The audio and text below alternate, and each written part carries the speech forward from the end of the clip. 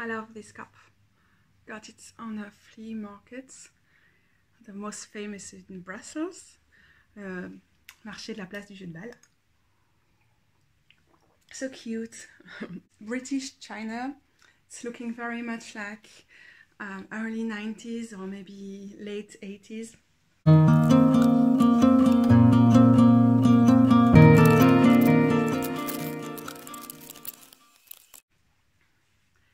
Hi everybody and welcome for a video which is a video response, which isn't, which is more than that, which is a multiple videos response. Okay, let me explain. I was inspired by the top 10 curiosity deck tag, which was originally launched by I don't remember who, but all the links are going to be down below. And I was also especially inspired by what Marlene Teresa, how do you pronounce it? I'm sorry Marlene if I mispronounce your name. And what she did is she did a mashup of this tag with another tag, Disheveled, mydisheveleddecks, which is a tag that was launched by the Astral Lady. Again, go and check out the links and the original videos. So I liked the concept of, okay, what is curiosity deck for me? And I'm going to be trying and explain and also question the very colonial concept of curiosity cabinet, whatever pronunciation, cabinet de curiosité. It's easier in French anyway. And my disheveled decks was originally more about the decks that are kind of worn out, a bit messed up, like stains, and you know, the old decks that we have kept and loved so much that they are not looking like shiny, pristine, perfect, and that's everything that I love in a deck. But the way that Marlene Teresa revisited that is that she showed older decks that are not necessarily hers. A part of those decks come from her mother-in-law and they are very old and stuff. Like it, I like it. This is kind of my definition of curiosity decks as well, so I enjoy that. And the other thing is that Dawn Michelle just published a video about reclaiming the word collection when it comes to our decks, and I want to reclaim the word collection because I've always been a big collector and I don't see how somehow in people's mind collection became attached to consumerism and owning for the sake of it and just having your things in a beautiful cabinet and not enjoying it, because that's not the way that I see a collection. I see a collection as a synonym for gathering things and as I think Dawn Michelle put it, treasure objects that to me are very much connected to a passion that you have. You might, you know, remember when you were a child and you collected shells or stones or I don't know,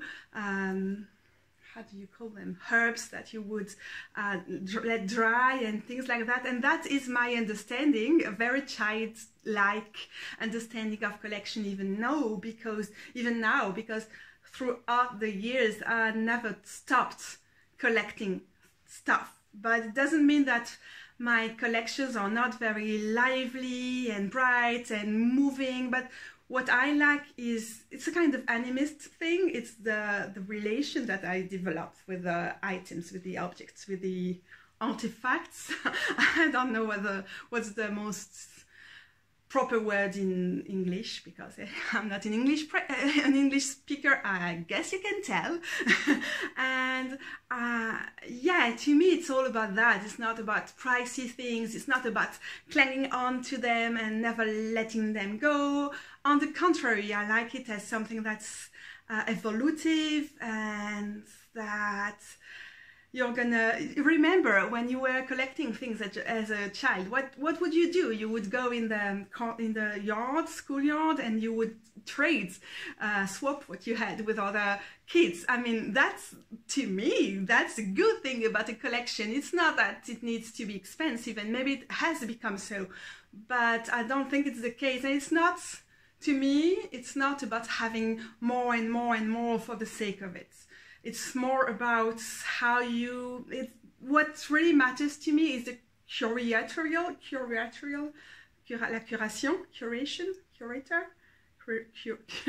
know, like, it's like, it doesn't need to be artsy, but what you do is like, you think of the way that you can show what you have and les mettre en valeur. You know, to compose things with them, like little altars, as maybe you can see by the way our place looks. Come on, we're gonna switch because I have my little flea market cards collection over there. So we're gonna have a look at that later on. And yeah, that's all it is about for me, is the value that you give to something just because you welcome them in your place and they mean something to you. And I mean, I'm a historian. I mean, I'm not a historian, but I studied history. I have a master in history from a long time ago, 15 years ago. So I don't consider myself a historian, but I consider myself as someone who is very much into that. And the way that I regard my decks is also, this has something to do with that. As with everything else that I collect and that I gather and that I find a place for, and then that I let go, that I give away, that I trade, and all of those things. Okay, so we are moving on.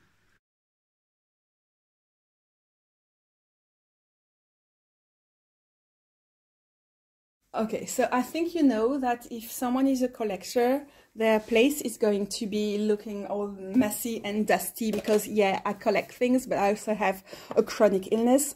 So I'm not dusting everything all the time. And initially I wanted to wait for the perfect timing to do this video and that I would have time to dust everything everywhere.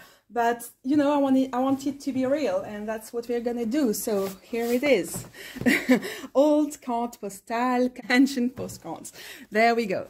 That's a perfect example for me of the things that I like to collect. And then I'm gonna put it into perspective with all the decks that I have. So I have a bit of everything, and I can't say that I'm actually a collector, because it's not as if I would, you know, I want to have the most of it. It's more like, because I'm a fat activist and I like to study the history of fashion as well as fat phobia. To me, to have older postcards that tell us of the history of fat phobia is a very interesting thing. So of course I collect them, but I don't, it's not like I have dozens of them, but I like that. I like what they tell of the history of people with a body like mine. And as someone who likes to research, it's very interesting. I think I bought 10 of them on a flea market a couple of months ago, but I sent them to my friend Amandine in Paris because she does just the same thing as I do. So that was funny. And I think I paid 10 euros for 10 cards, something like that. No, I bought more. I tried to negotiate, but it was hard.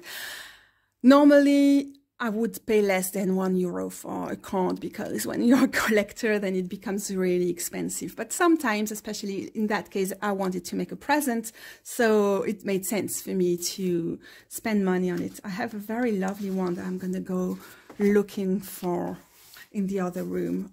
Voilà, I wanted to show you this one because it's going to connect this part of my collection. I don't know, I don't want to be using marks because it's an actual collection, and the rest of it. When I was in the university, my master thesis was about beauty pageants in Belgium and the history of beauty pageant, and ideally it would be the history of beauty pageants connecting or intersecting capitalism and class, race, and all of those, and beauty standards and gender roles and so on. So as I was researching things online back at the time, I mean, most of my research was not online. It was in the archive, but I was researching online, and I found this one, which is like pageants, but grâce. It's the three graces in the Greek mythologies. That's the reference, but also grâce. If you don't spell it that way, it means fatties, you know, like it relates to fatness. So I thought it was really cute as well as fatphobic, because those things are sadly intertwined. So here we go. That cost me more at the time, but I went looking online when I was working on beauty pageants, or afterwards when I started working, and I had a bit more money than when I was a student, for older Miss Belgium or other Miss pageants online. So I have quite a collection. I like them to be in one place and to be able to retrace this history. So those are from 1920. Here we are. We were in the 30s with those. It's 1920 as well. So that's, here she is. She's the winner of a first beauty pageant, national beauty pageant. Anyway, big topic. Obviously, I'm not a fan of beauty pageants. And I went up to the 1970s, and what happened then is that neo-feminists, second-wave feminists just stormed in the pageants. They had someone infiltrate, like spying on them, and it's a whole nother story. But I mean, that's what collecting means to me. You know, I have stories to tell. I could go on and speak about that for hours, I suppose. When we started dating, my butch used to send me cards that she rearranged, customized. It's very interesting in terms of misogyny and heteronormativity, and yeah, the history of compulsory heterosexuality and stuff. So, but I mean, of course, it's not all for academic purpose, not at all. I just love the old postcards, and I can, yeah, there's something that's more research oriented in it, but it's not all just that. Let me show you something else. I don't know if you think, oh, that's all cool, Kathy, but what is your point about decks here? Well, here we go. I have this oracle deck here that I think is very fitting for a collection on curiosity decks. It's all about the language of flowers, Victorian language of flowers, in this case, with older who did that? There's a French author who, Pierre-Joseph Redouté. So here we go. And we have quotes and, yeah, I don't know. The language of flowers was also very heteronormative and sexist. And I found that one on the flea market in Tournai, my hometown. And some cards are missing, but I have all 12 months normally. This is Primrose, and this tender affection, sincere affection. February is Camellias. I think it doesn't change as a name. Constancy, Constance, and duration, like time. I don't know. March is Violet and modesty. May is rose, a type of rose. Foamy, mossy rose, ecstasy. So here we go. Let me show you where the month of April is. It's over there. I have an altar for Hawthorne, and the card of Hawthorne is there, over there on my altar. So you see, there's nothing so disconnected here in my collection, because I not only can use it as a deck, which I don't, because I feel those concepts are very outdated for me, but still I find a use to it. And you know, some decks you use mostly for altars, so it makes sense as well. So June, I don't know where I put July and August. I have to find them again. September, October, and yeah, here we go, November and December. I could use it as a small 10 cards deck, but I use it rather as an altar deck every now and then. Now it's all very, I mean, outdated and white and gender roles, women things, really stupid. But I like to have it. I like it to have it in my collection, and yeah, it's one of my curiosity decks. It goes without saying, and it's interesting for me to have that. So that's another thing that I want to show you, and we're going to stay in the domain of flowers.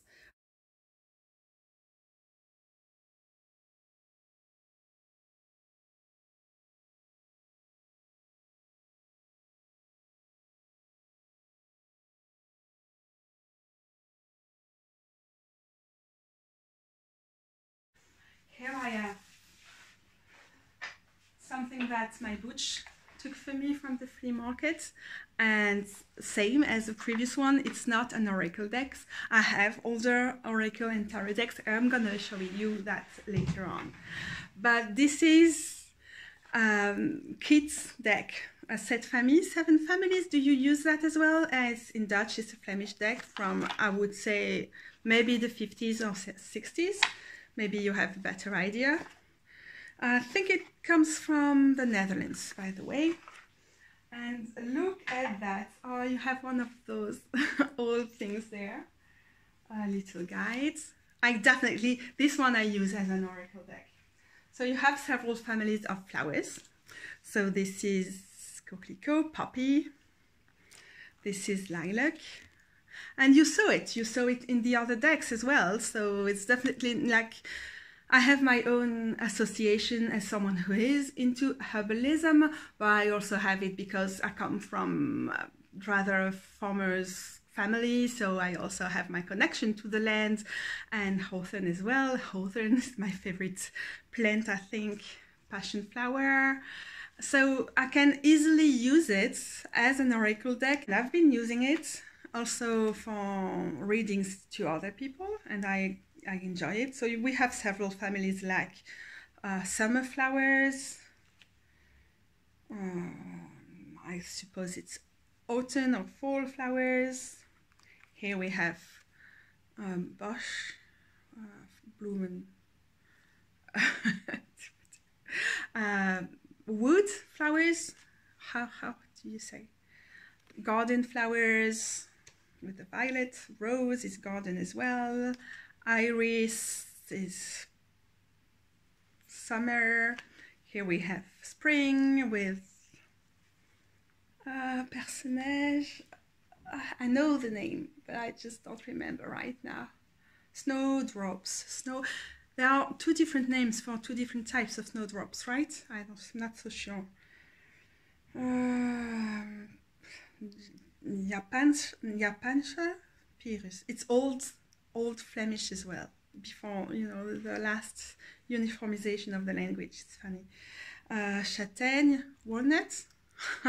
I'm not sure anymore. Castagne. And this is Boombloemen. It's flowers from trees. Vergeet mij nietjes. The myosotis in French, so it's really not good in French, but it's forget-me-nots, and it's the same, literally the same name in Dutch, not in French. I like it. Okay, so there we are. And you know, it's like poker size. It's very, very fitting for an oracle. I'm going to show you something else. That's a curiosity deck. You can't tell anything else.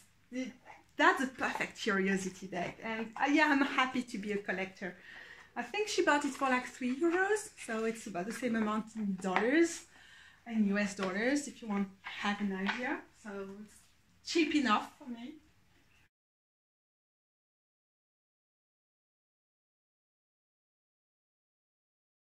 So look at that. This is a Sarah Kay illustration. I think they are mostly famous in Europe. Oh la la la la la la. It's not working. It's in French and Dutch as well, because we're in Belgium. Those are our 2 languages. Confiance, vertrouwen, it's trust. Le petit bonheur que tu donnes sans compter a plus d'importance que ce que tu ne peux pensées. Little things, happiness that you give without limits, without counting matters more than what you think.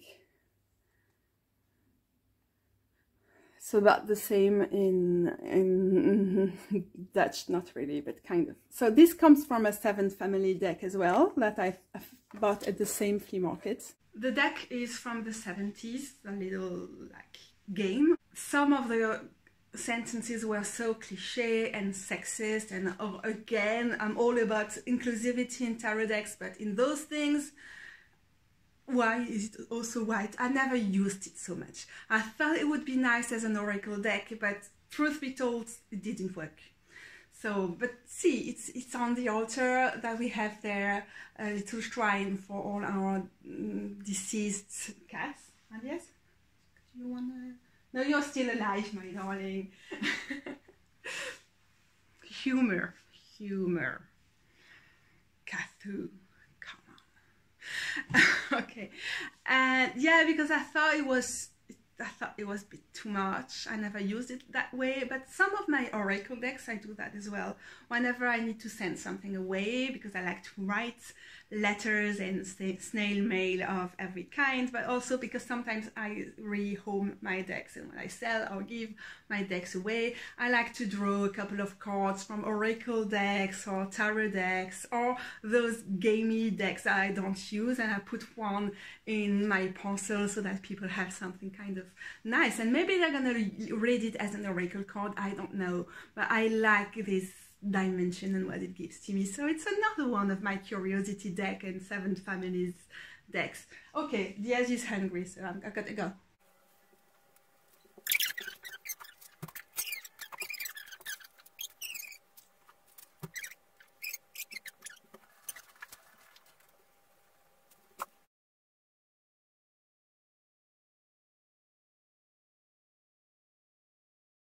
Obviously, you've probably noticed that our aesthetics here is sort of kitschy, camp, kitsch, funny, and so of course the decks are part of a bigger whole, I suppose.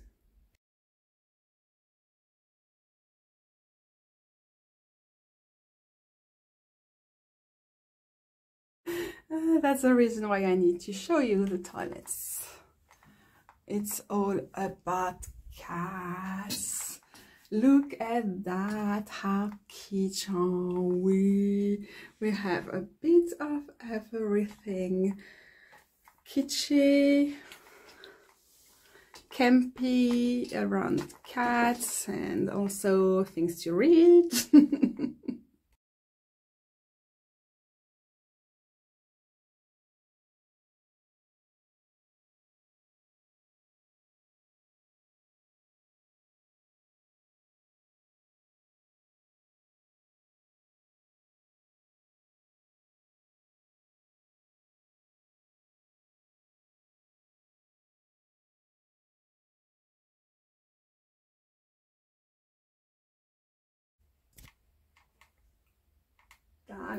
I mean, I'm sorry for the lights, but I needed to show you.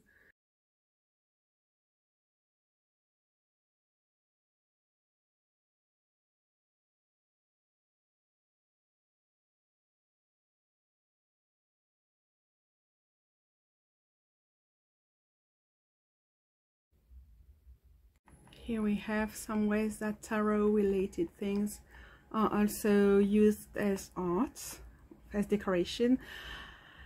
I'm certainly not gonna spend more time speaking about my butch's passion for Catholic kitsch, because, well, I have a Catholic education, so I don't think it's very funny, but I could go on for hours on this topic, and it's not the point.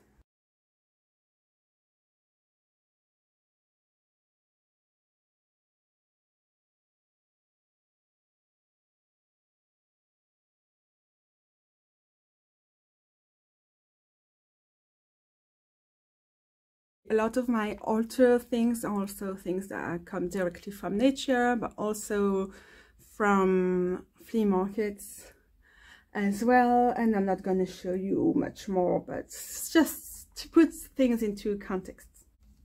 Look, it's not just collection. This is an older postcard that was sent to my great-great-great-grandmother, who has the same name as I do. Isn't it cute? It is.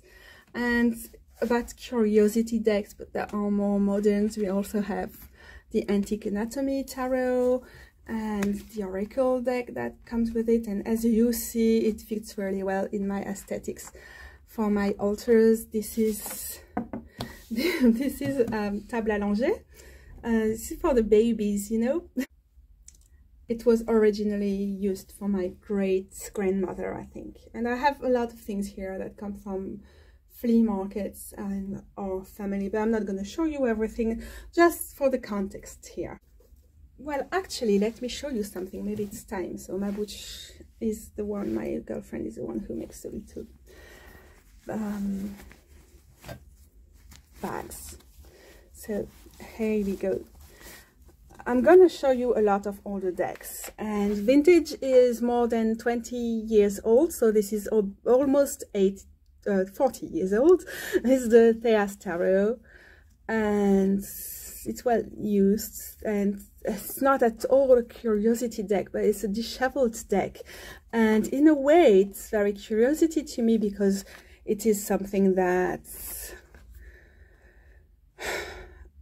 I like things that have historical significance, and I think that every tarot, historical feminist tarot deck has an historical significance for me.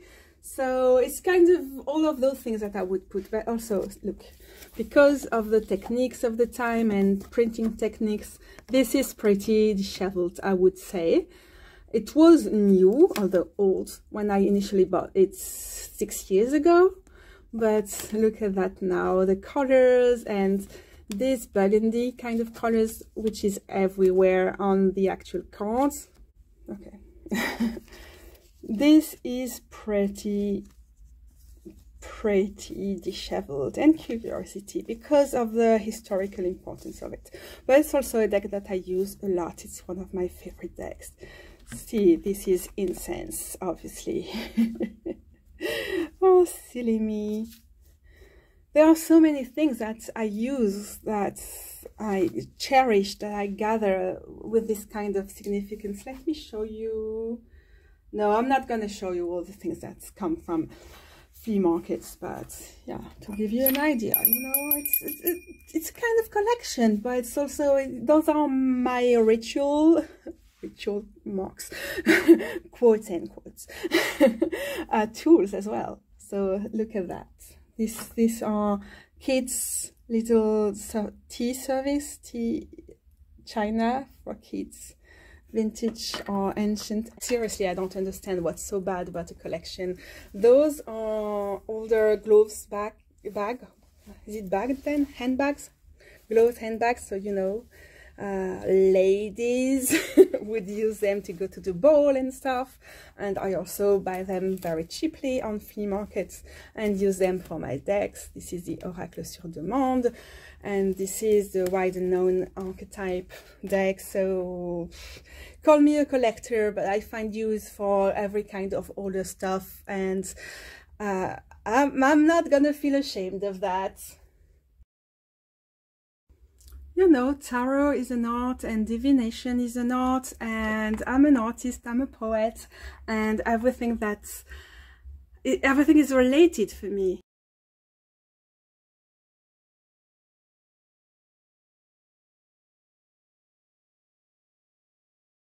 It is part of my artistic practice to be collecting things and putting them to use, finding them a newer life. And yeah, I've been collecting necklaces like that for a long time, like 20 years or more, and yeah, I use them. I'm kitsch. See, I'm wearing vintage. Haha.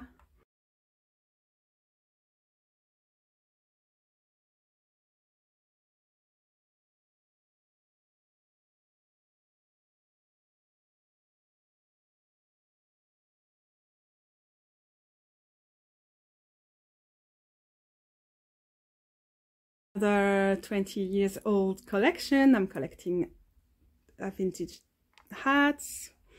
Yeah, right.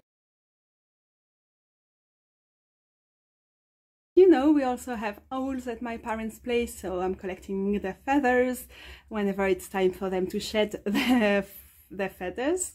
So yeah.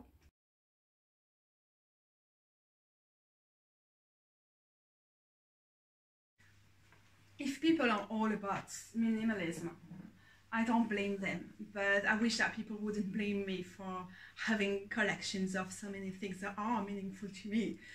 I'm just looking at my little cats collection, miniature cats collection. It's ridiculous, of course it is, but a lot of them, they come from flea markets and they are sold by cats rescue organizations. So I mean, for one, they are very cheap, and for two, they are put to good use. And what is here?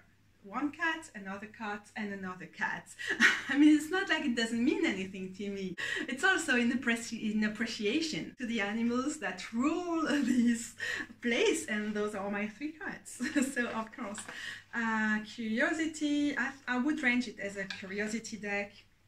It's Disheveled, Arcana Major only deck that's only sold at her garden tarot in Italy.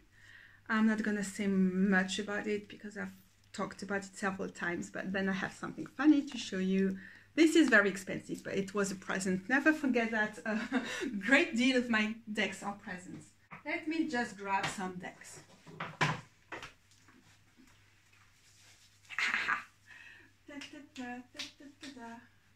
Oh, look, at the flea market last time. Okay, I'm gonna do something.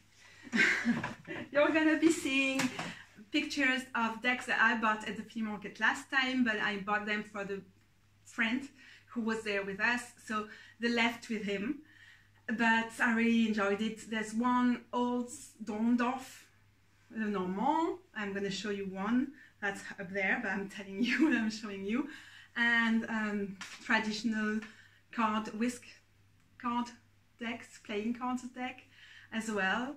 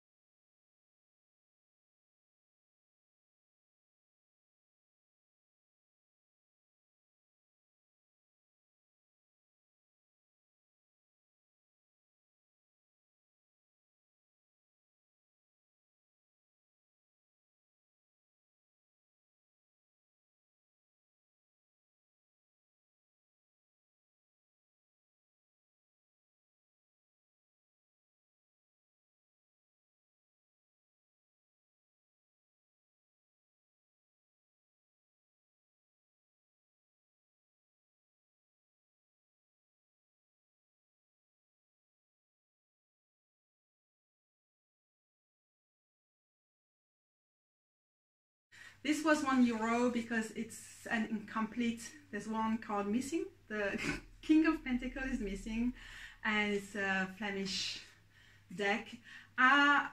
Is it a collector's purchase from me? Yes, probably, but I'm gonna be using it as an artist to make collage and also maybe altar pieces and everything, so no regrets from me. €1 is cheap and it's gonna be put to good use.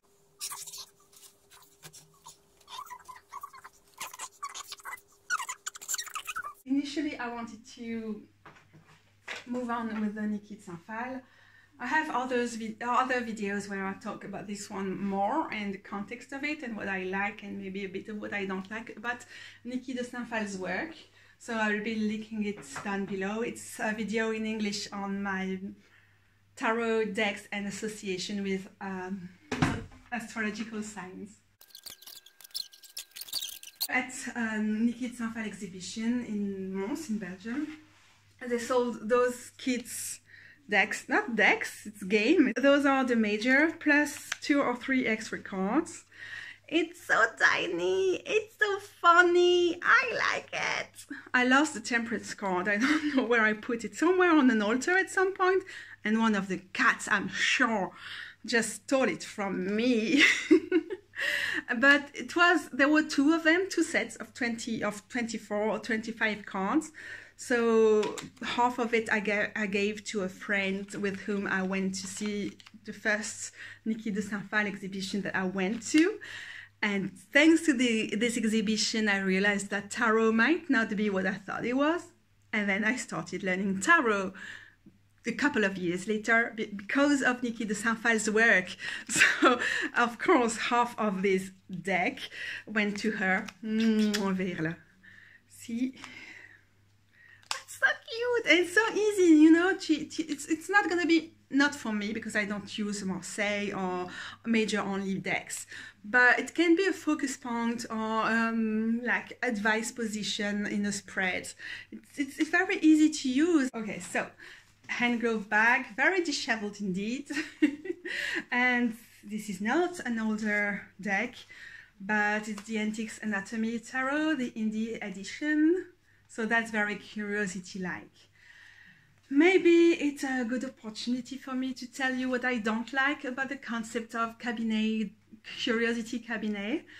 How do you say that in English? Sometimes when you say things like that we use in French as well, but cabinet is not French only, right? You can say ballet, like something like that, ballet. Sometimes you pronounce the T, right? Cabinet. No, you don't. I don't know.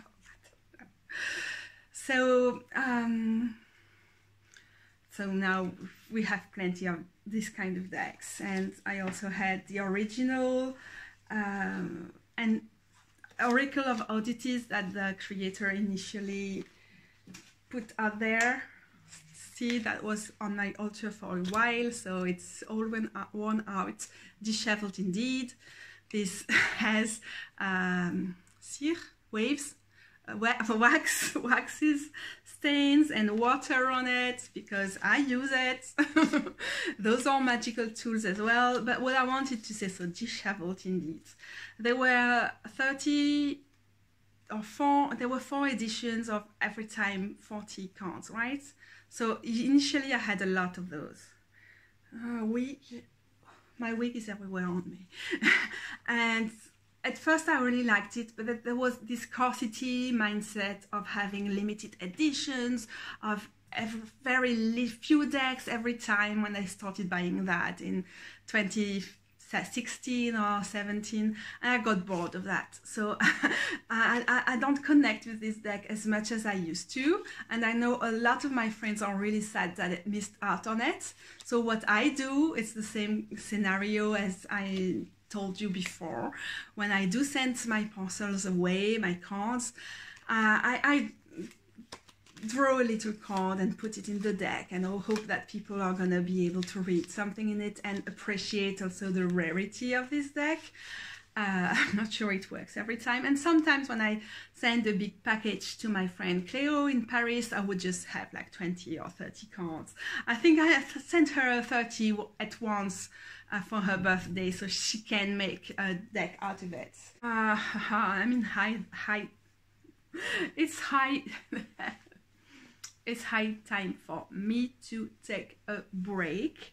I'm just showing you something. It's the Earthbound Oracle. I remember someone, maybe it was Danny Mystic, put it in her selection of curiosity decks, so I wanted to show you because it has this kind of vintagey, earthy vibe that maybe some people would put in it. It's a bag made by my boots with tulip pink fabric. I had the wooden oracle and I traded it, yeah, swapped it. And I also had the Lenormand deck, Earthbound, I don't remember, Seekers Lenormand, and I gave it away to a friend who was in need at that time. This is a old Lenormand, like you can easily find them. It was 50 cents or maybe 30 cents on a flea market. I very much wish I could just sit somewhere, but I can't. I wish I could sit somewhere so I can go on and tell you the stories while I eat something and drink my Pepsi. Caffeine is all I need. Sorry, can I have a seat? No, I can't. The thing about curiosity and saying that my decks are curiosity decks, and you're gonna say, but we saw your place, part of my place, you saw my flats, and you know that a big part of it looks very curiosity-like.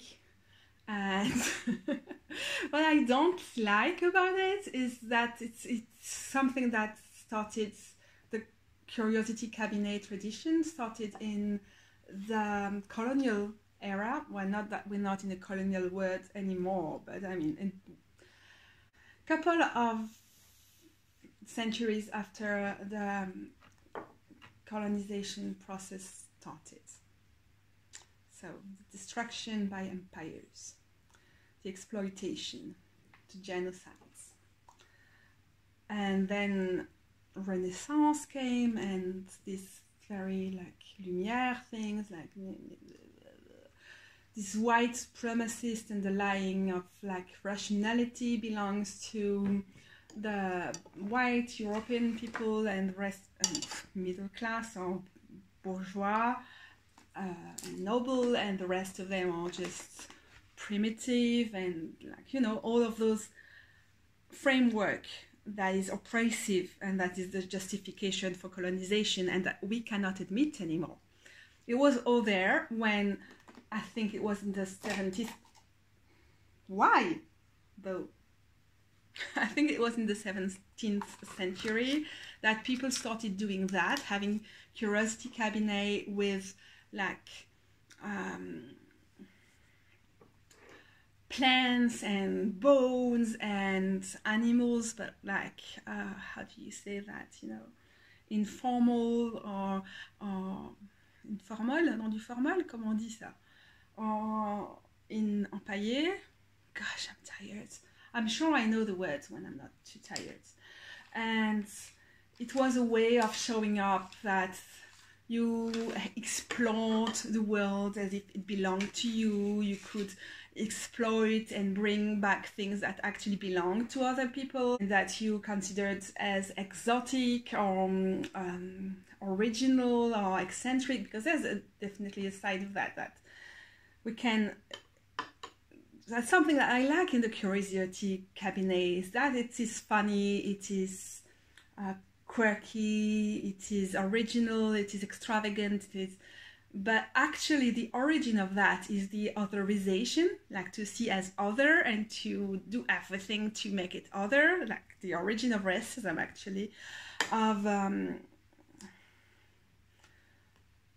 the new world. So what Europeans thought it was okay to just go and demolish to their benefits and to the development of capitalism. So I use the word because it's the name of the tag, but I think we have to be quite careful with that. Yeah, I just wanted to address that, but I'm already tired. I need to eat, drink my caffeine. I could say so much more about that, but I just wanted to say it's not my favorite words. But I understand that if you take it out of context, you can definitely see that when you see our decoration here.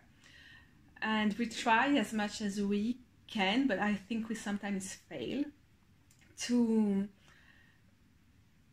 you know, have a lot of things that comes from our, not our, from European cultures, and you know, all those Catholic Kitsch things is about otherizing religious things here. You might or you might not like it, but I mean, considering how a lot of Catholic people want us dead. As lesbians, I would say, I don't care if you don't like it.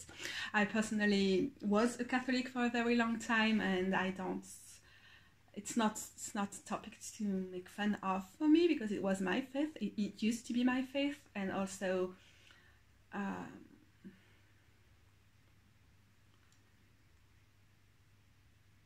yeah, I want to respect other people's faith, and there's another part of me that's just like, how could you make fun of it? Because, you know, actually it's a very damaging and dangerous religion that is used as a justification for hate all the fucking time. I mean, see what happens with abortion rights in the US. It's just like, how can you use that as something that is fun? Because I don't find it fun. So anyway, I need to eat.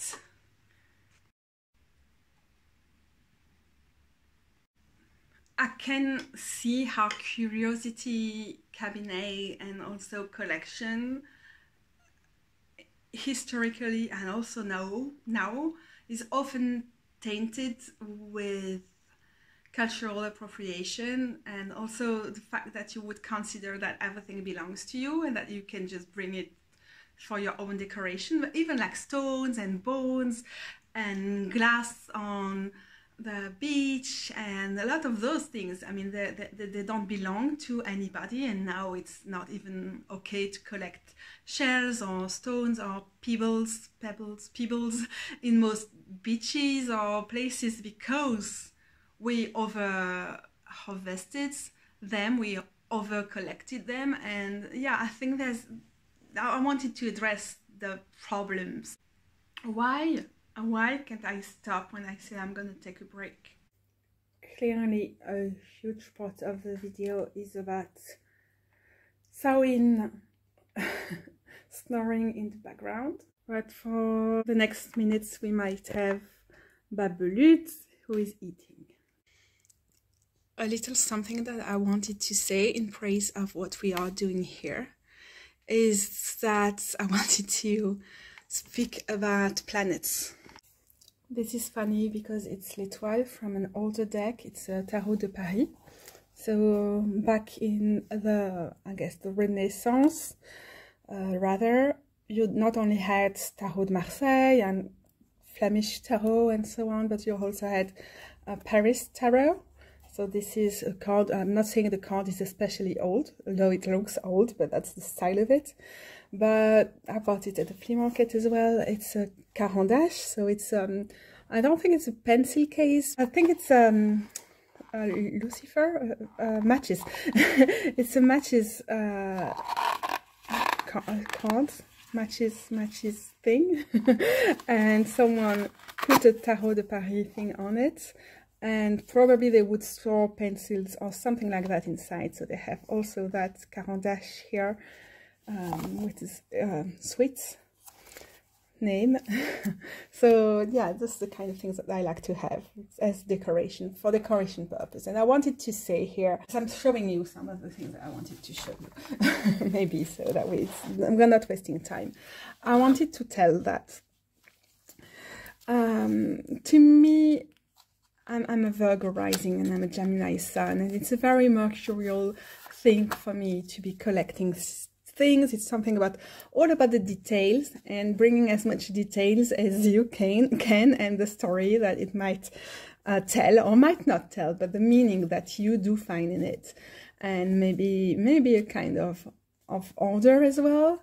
So it's very important for me as to say that, and to be using this mercurial quality of gathering information and knowledge and stuff from different places, or let's say my very various interests. And I'm a Gemini sun. I have way too many domain of interests and topics I'm into, and to be bringing them together and to be bringing beauty out of it, I think, which is a very Venusian thing. I'm a Taurus moon and a Mercury in Taurus as well. So I just wanted to say something like that about the planetary aspects on the celestial bodies, magic in it. I think it's all about the ritual of paying homage to those planets that mean a lot to me. So this is I'm showing you a Lenormand that I bought last year at a flea market as well, and it's a modern Greek Lenormand, and it was published by, I guess, some kind of magazine, and they changed some of the Lenormand symbols in it to sort of adapt it to Greek culture, I guess. There was another deck that was based on mythology, and it was a more astrological deck, but I gave it away to one of my friends. And the literary, which is Oracle, has some kind of a curiosity deck for me, but I'm not gonna go into that. That was 50 cents at the market I told you about. It's a Dondorf. Dondorf, how do you say it in German? I have no clue. Carte de bonne aventure, fortune telling cards, it says in French, and it's actually a Petit Lenormand. What's really funny about this, oh gosh, stop, disheveled indeed. It's losing some pieces. Is it funny? It's not funny. It's a fun fact, I guess. It dates back to the 1890, I think. You can trace the Dondorfs easily with the names, the numbers, but I don't remember now. Stopped using the box because, as you can see, the tuck box, it was in a pretty okay shape when I got it. Well, not so much better than it is now, but disheveled, obviously, because it's a century and a half old. So leerrijk gave me this very beautiful bag to put it, and there it is, the old Lenormand. Can you imagine how old it is? I don't remember now, but maybe it was the 1880s, or am I making things up? Maybe I am. It's the good old Lenormand. Those are my favorite. I love everything about the cardstock. Of course it's cartony, but I mean, it's just a Lenormand, and you have, so it's a French edition, you have a little sentence every time to explain the card. So this is, oh, you don't have the name though. C'est le croisement, hein? It's a crossroads, I think. Bien que tu sois en grand danger, tu pourras encore te sauver. Voilà ce que présage ce chemin sans nuage. Oh, it rhymes.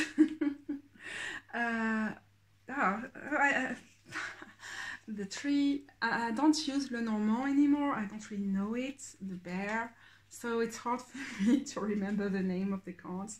The book, ce livre fermé, this closed book, te dit un secret, tells you a secret, se te dit qu'un secret, that a secret, sera connu prochainement, will soon get known, passive, you don't use it in English that much. Mais tu n'en seras pas content. And you're not gonna be happy about it. The garden, dans ce beau jardin, s'enfuit le chagrin. In this beautiful garden, sorrows ran away. Il reste la gaieté, only gaiety stays. La joie et la félicité. Joy and felicity. La roche. Tower. Fishes. I mean, I really love it. It's really beautiful. I love the bouquet is one of my favorite cards. Ce beau bouquet de fleurs respire tout bonheur, tout paraîtra rose, succès en toutes choses. I want success in everything. This cost me a fortune. I have a couple of very rare decks that I bought for quite a good price. I mean, good because it was expensive. But most of them are resold because I knew that people wanted it, and I made a little profit, but not so much. But this one is a Grand Lenormand. And you can trace the editions online to try and date it. And I think it's still from the 19th century. There is something about the various editions and how to recognize them. It might be from the 20th century, but from what I gather, it's from the 19th century. Disheveled indeed. It wasn't that broken at first, but that's the reason why I don't use it anymore. And you have ink stains. That's not from me. Dust, it's from me. So it's a very old one, and I'm not quite sure how old, but yeah, probably from the 1890s as well. It's important here. So we have the book and the cards. The backs also help to give a date to it. I looked it up a long time ago. I'm not quite sure, but it's a curiosity deck, and it's a deck I'm never gonna use. I don't know how anybody could be using Grand Lenormand, because it is very sexist, especially if you read it with a book. I love the symbols of the flowers, I love the mythology scenes, I love the constellations, but some of the cards, like here you have some women bickering, and you have this, you know, very, how do you say it, women and gossips and fights and everything that's also sexist cliches that help to build the oppression of women as well. So here we go. And there are some cards with some very anti-Semitic cliches. I'm maybe not going to show them, but, and also very moralistic on other cards with, you know, poor people drinking and the good bourgeois, the army. It's very like patriotic. Everything is wrong about that. All the fates. That's a beautiful card.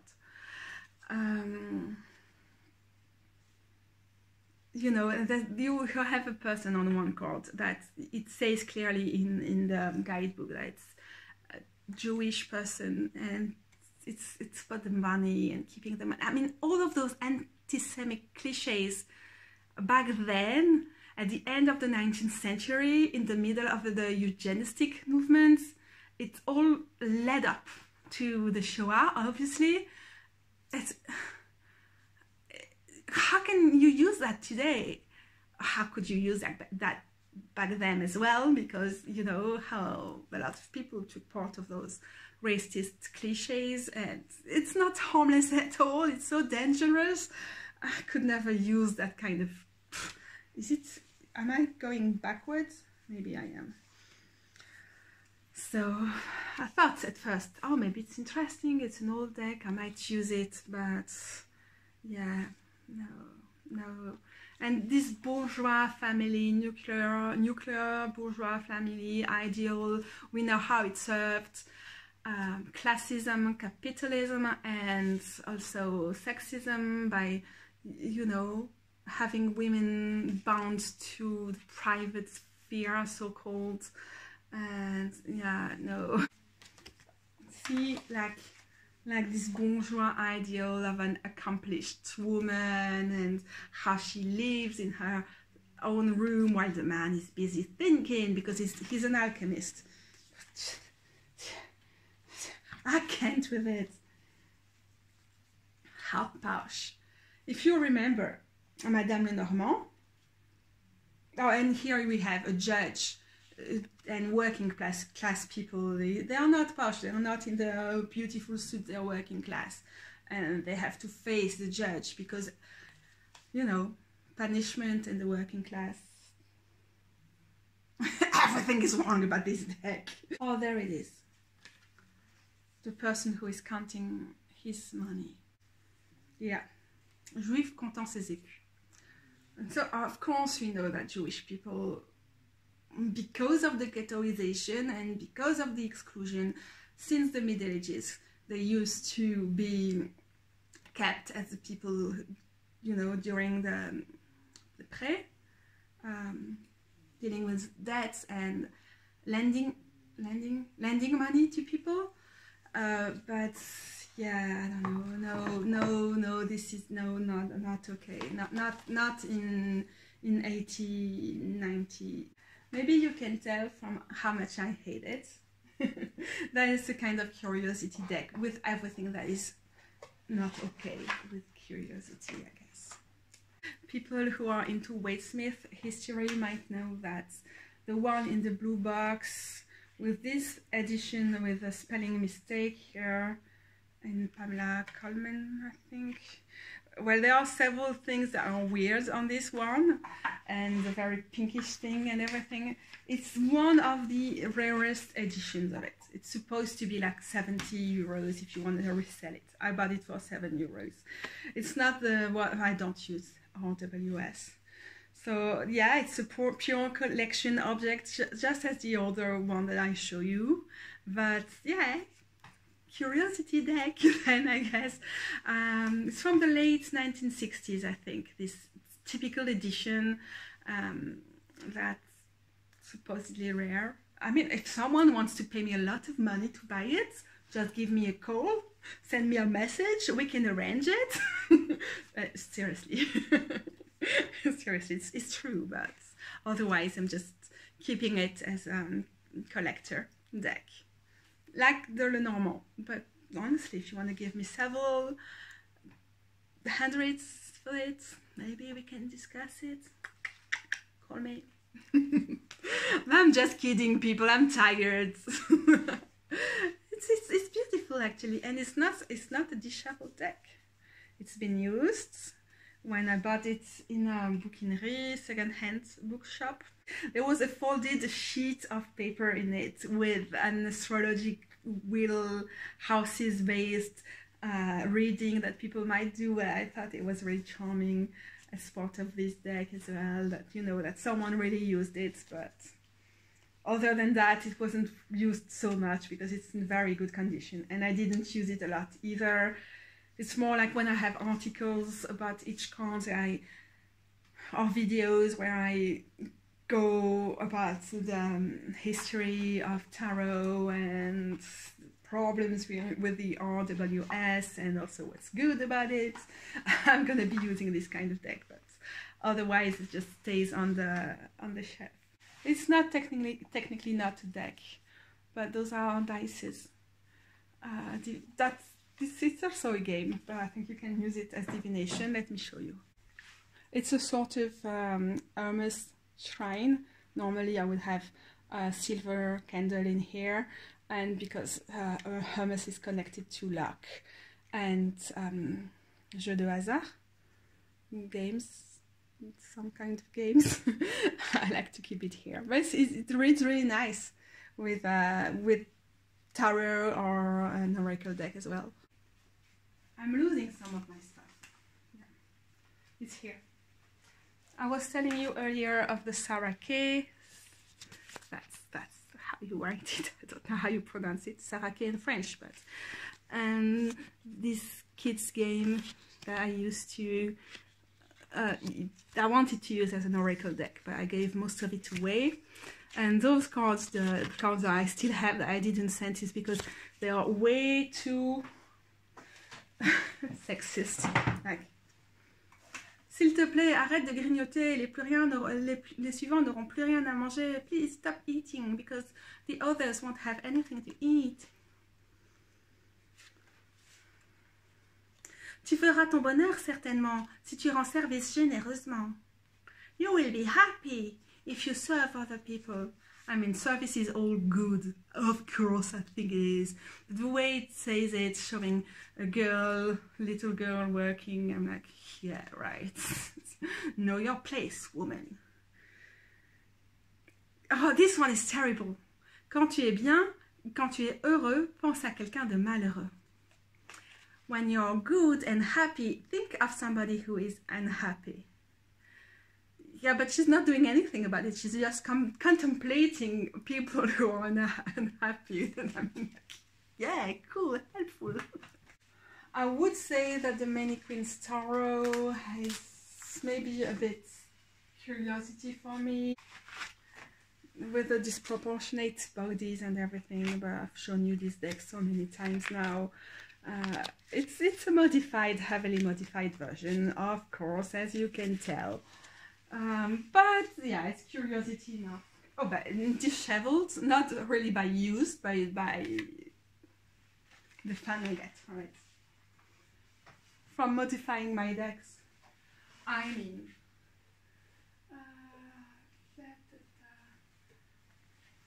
Spolia, yeah, this is kind of curiosity, but in a orientalist exoticization kind of way, sometimes disturbing, so I don't know. Yeah, I mean, it's curiosity, but not in a good way. I like this deck, but I think it's sometimes, yeah, orientalist and exoticizing. And yeah. Because it's disheveled, it's my slow roller tarot. Because of my hypermobile hands, I shuffle them that way.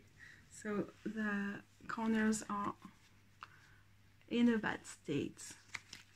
It's quite bendy as well, though it's quite okay. And I love that because it's an out of print deck that we're probably never gonna see again. And it's like the Theas tarot that I showed you earlier. It's important for me that those decks that are kind of not unique but rare, they still get to live, and they are not like, you know, well preserved from all use and everything, but on the contrary, I don't know, I guess it increases the values for me. See, and it's a bit folded as well, maybe you don't see. I think there were more things that I wanted to show you, but we can also make a 3 hours long video. But we can also stop here. I mean, I think everything can be an oracle deck or an oracle tool, and it's part of what I wanted to show you. And also the various phases of what collecting might mean, and that it's not something that's necessarily selfish, or it's all about keeping a lot of things to yourself or anything like that. It can be very generous, it can be very artistic, and if it's not, whatever, it's nobody's business but yours, you know. But yeah, it's a bit of what I wanted to show you. I'm just, you know, looking around me like what else could be part of it. I could easily use some postcards in my collections and make an oracle deck out of it. There might be something to be done there. Gosh, mostly I'm really tired, so I'm like, I'm gonna have so much work editing. It's gonna hurt so much with my ADS. I'm really tired, but I was before I did the video. Thanks for watching. Who is still there now? Why would you still be there now? Maybe I need to give something away to someone who stayed so far in the video.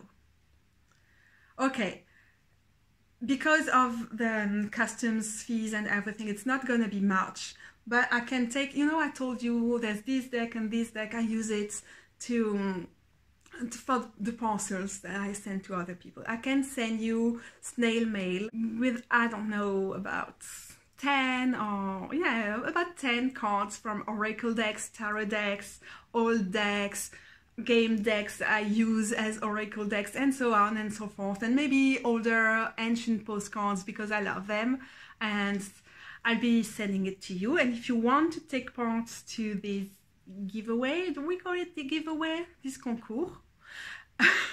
Just comment I love snail mail, and I'll know, and I'll have tirage au sort. I have something that I don't know how to pronounce anymore because I'm so tired. Even in French, I say tri. Nothing is tri in it, tirage au sort. Thank you for still being here. I love snail mail. I'm gonna send you something. So if I only have 1 or 2 comments of this kind, I will be sending 2 private mail letters. Don't worry. maybe if there are not so many of you, it will be for all of you. And because it's gonna be later, it's not gonna be big, I can send it anywhere. It's gonna be like normal mail. We're not gonna have too much. Well, stamps are expensive, but it's okay, it's gonna be fun. Yeah, I'm happy there's a little hidden giveaway, and I'm sure nobody's gonna watch the video to that point, to this point anyway, so. Am I talking to myself? Yes, I am, and it's high time for me to go.